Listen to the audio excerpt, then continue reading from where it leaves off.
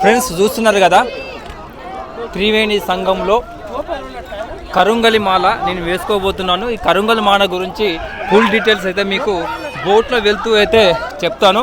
ఎందుకంటే ఎంత అదృష్టం ఉంటే తప్ప ఈ పవిత్రమైన కరుంగలి మాల ఈ త్రివేణి సంఘం సాక్షిగా నేను వేసుకోబోతున్నాను. సో చాలా అదృష్టవంతునని నేనైతే అనుకుంటున్నాను. ఎందుకంటే 144 సంవత్సరాలకు ఒక్కసారి వచ్చే ఈ మహాకుంభమేళ సందర్భంగా ఈ త్రివేణి సంఘంలో నేను ఈ కరుంగలి మాల వేసుకోబోతున్నాను. దీని పవర్ఫుల్ పవిత్రత, విధి విధానాలు, ఎలాంటి నియమాలు పాటించాలనేది ఫుల్ డీటెయిల్స్ మనం వెళ్తూ అయితే మాట్లాడుకుందాం.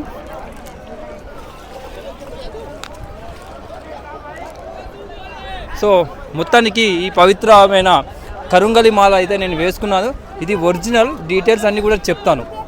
ఫ్రెండ్స్ చూశారు కదా, ఈ కరుంగలి మాల గురించి ఫుల్ డీటెయిల్స్ అయితే నేనైతే మీకైతే చెప్తున్నాను.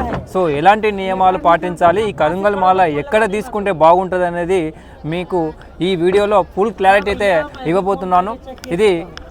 ఈ మాల వచ్చేసి పాతాళ శంభు మురుగన్ సో ఆలయంలో అయితే ఒరిజినల్ మాల అయితే దొరుకుతుంది. బయట ఆన్లైన్లో కానీ ఆఫ్లైన్లో కానీ చాలామంది కూడా అమ్మడం జరుగుతూ ఉంది. సో ఈ మాల వచ్చేసి 48 రోజులు ఈ పాతాళ శంభు మురుగన్ ఆలయంలో ఉంచిన తర్వాత, పూజలు అన్నీ కూడా జరిగిన తర్వాత ఈ ఆలయంలో మాత్రమే ఈ ఒరిజినల్ కరుంగలి మాల అనేది అమ్మడం జరుగుతూ ఉంటుంది. మా ఫ్రెండ్ ఒకతను వెళ్తే నేను మా ఫ్రెండ్ ద్వారా ఈ మాలను అయితే తెప్పించుకున్నాను. ఈరోజు త్రివేణి సంఘంలో స్నానం ఆచరించిన తర్వాత ఈ మాల ధరించడం జరుగుతుంది. సో ఈ మాల మరి మీరు ఎట్లా వెళ్ళాలంటే, తమిళనాడులోని దిండింగల్ ప్రాంతానికి వెళ్ళినట్లయితే అక్కడి నుంచి మీరు ట్రైన్కి వెళ్ళినట్లయితే అక్కడ నుంచి దిండిగల్లో ట్రైన్ దిగిన తర్వాత దిండిగల్ నుంచి రైల్వే స్టేషన్ నుంచి ఒక 1 నుంచి 1.5 కిలోమీటరు మరి బస్ స్టాండ్ ఉంటుంది. బస్ స్టాండ్లో పళని వెళ్ళే బస్సు కనుక ఎక్కినట్లయితే మనం ఆ రూట్లో పాతాళ శంభు మురుగన్ ఆలయానికి అయితే వెళ్ళొచ్చు. ఒకవేళ మీరు కన్ఫ్యూజ్ అయితే మాత్రం దిండింగల్ రైల్వే స్టేషన్లో దిగిన తర్వాత ఎట్లా వెళ్ళాలనేది అక్కడ లోకల్స్ని కనుక అడిగినట్లయితే ఆ బస్ సర్వీస్ కనుక మీకు తెలిసి ఉంటే అట్లా వెళ్ళొచ్చు. లేకపోతే ప్రైవేట్ వెహికల్స్ కూడా వెళ్తాయి. ఎవరికైనా ప్రాబ్లం కనుక అనిపించినట్లయితే మీరు అక్కడ అడిగి తెలుసుకొని మీరు బస్ సర్వీస్ ద్వారా అయితే నేను చెప్పిన లొకేషన్కి అయితే వెళ్ళొచ్చు. అక్కడ ధరించిన మాల చాలా పవిత్రమైన మాల. మంచి రోజులలో మాత్రమే ఈ మాలనైతే ధరించాలి.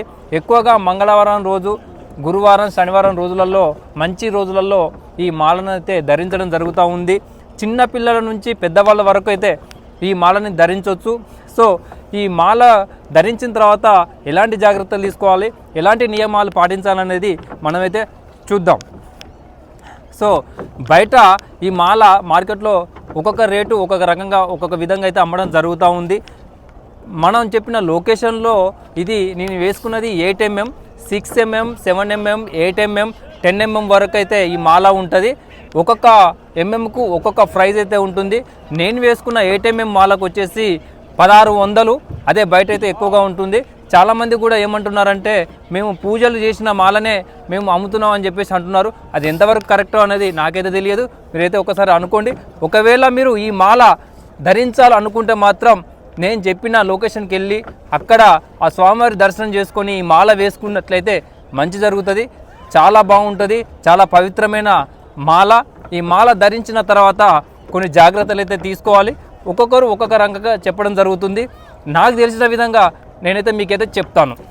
ఈ మాల ధరించిన తర్వాత కొన్ని నియమ నిబంధనలు అయితే పాటించాలి. అట్లా పాటించినట్లయితే ఈ మాల యొక్క పవర్ అనేది మనకు పనిచేస్తుంది, లేదంటే అది పని చేయకపోవచ్చు. సో ఈ మాల చిన్న వాళ్ళ నుండి పెద్దవాళ్ళ వరకు అందరూ కూడా పాటించవచ్చు. సో మీరు ఏ వయసులో ఉన్నా కూడా ఈ మాలను అయితే ధరించవచ్చు. ఈ మాల వేసుకున్న తర్వాత మెయిన్గా కొన్ని విషయాలు అయితే మీతో అయితే షేర్ చేసుకుంటాను. చనిపోయిన దగ్గరికి అయితే వెళ్ళకూడదు. అలాగే కటింగ్ షాప్లోకి మనం కటింగ్ చేసుకోవడానికి వెళ్ళకూడదు. అలాగే మనం పడుకునేటప్పుడు ఖచ్చితంగా ఈ మాల తీసి ఒక పవిత్రమైన ప్లేస్లో మన పూజా గదిలో కావచ్చు, మన ఎవరు వెళ్ళని చోటకైతే అక్కడ పెట్టినట్లయితే బాగుంటుంది. అలాగే 21st పిల్లలు పుట్టినప్పుడు కానీ అలాంటి సందర్భాల్లో వెళ్ళకూడదు. అనుకోకుండా కనుక వెళ్ళినట్లయితే ఈ మాలను మళ్ళీ కొన్ని మంత్రోచ్చరణలు చేసుకున్న తర్వాత మళ్ళీ ఈ మాలను అయితే మనం ధరించవచ్చు. సో అలాంటి ప్రాబ్లం అయితే ఏముండదు. మహిళలు కూడా ధరించవచ్చు.